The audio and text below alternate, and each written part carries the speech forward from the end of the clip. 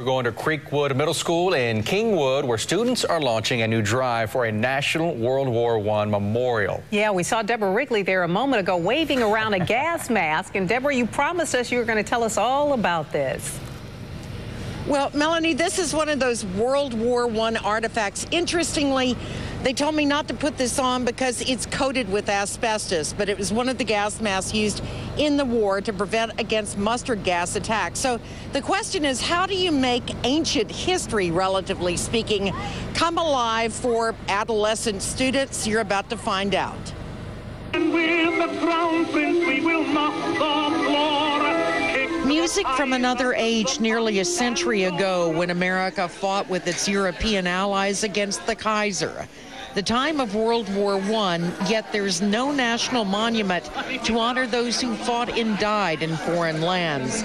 And that disturbed Creekwood Middle School teacher Kay York. It really shocked me that there was not a national monument.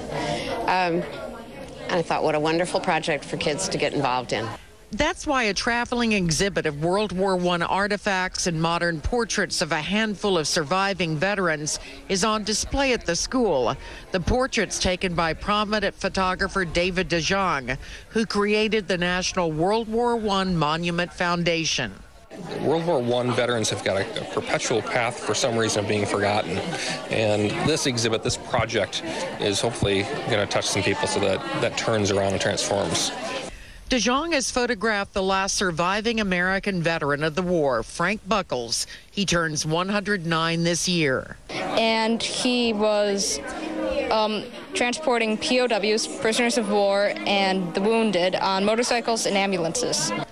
Students memorize featured veteran stories, and in the process, they've been inspired to honor a generation all but vanished. They deserve to have a monument for fighting in the war, risking their lives.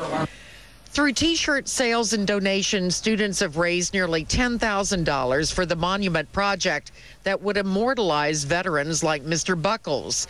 But what's going on among these kids is also important. And I'll send the photographs of the students looking at this back to Mr. Buckles, and he'll look at them, and he'll be able to know that their story is impacting people so that World War I doesn't become just a small chapter in the history book. Students actually know it. The kids will talk to Mr. Buckles by phone tomorrow in a telephone link-up. After that, the exhibit goes to the Humble Civic Center. All are invited. For more information, we have a link to the memorial site at abc13.com. Back to you.